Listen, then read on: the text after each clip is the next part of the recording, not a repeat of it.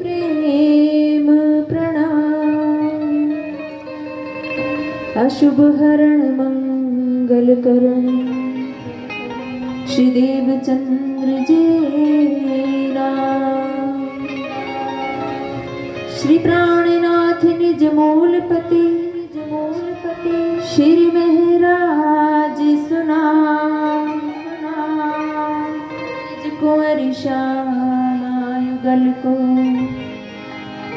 पल पल करूं प्रणाम।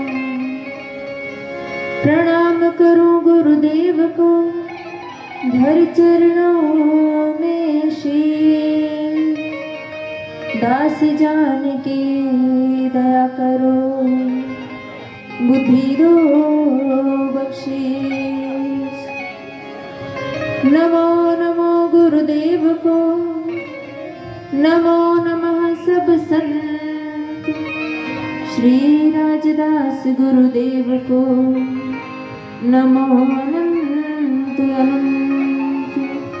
गुरुर्ब्रह्मा गुरुर्विष्णु गुरुर्देवो महेश्वर गुरुर्साक्षात् परब्रह्म तस्मै श्री गुरुवे नमः। तस्मै श्री गुरुवे नमः। बोली श्री सतगुरुदेव महाराज की जय। कृष्ण कन्हैया लाल की जय। श्री प्राणनाथ प्यारे की जय। निजानंद स्वामी की जय। सर्व सुंदर बाद उस मंत्र को लेकर रख दिया। जैसे कोई व्यक्ति बीमार होता है तो वो डॉक्टर के पास दवाई लेने के लिए जाता है।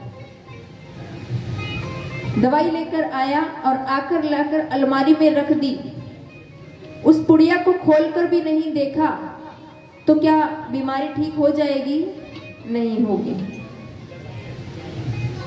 दवाई लाकर रखने से बीमारी ठीक नहीं होती, उस दवाई को खाना पड़ता है समय समय पर। जो जो समय डॉक्टर ने बताया है उसी हिसाब से वो दवाई लेनी पड़ती है।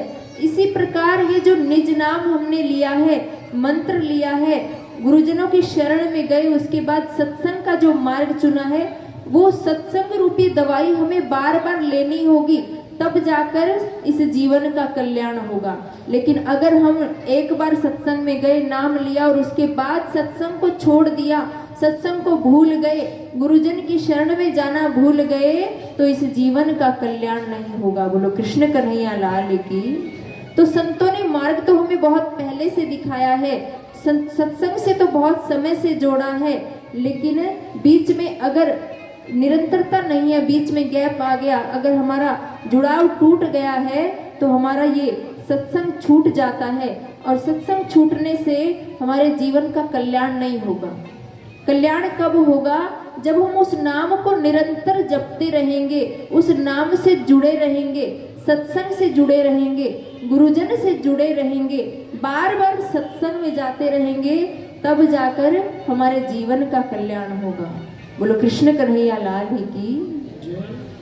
तो इस जीवन का अगर कल्याण करना है तो परमात्मा से हमें बार बार यही प्रार्थना करनी है कि हम उस मार्ग पर चलते रहे जो संत गुरुजनों ने हमें दिखाया है।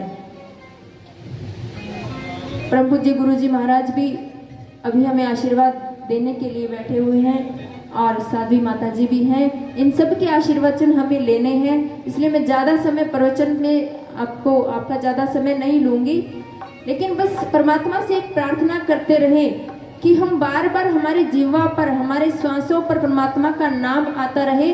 हमें ऐसी आदत डाल दे जो संतों ने हमें मार्ग दिखाया, उस पर चलकर हम उस नाम को जपते रहें, यही प्रार्थना करेंगे।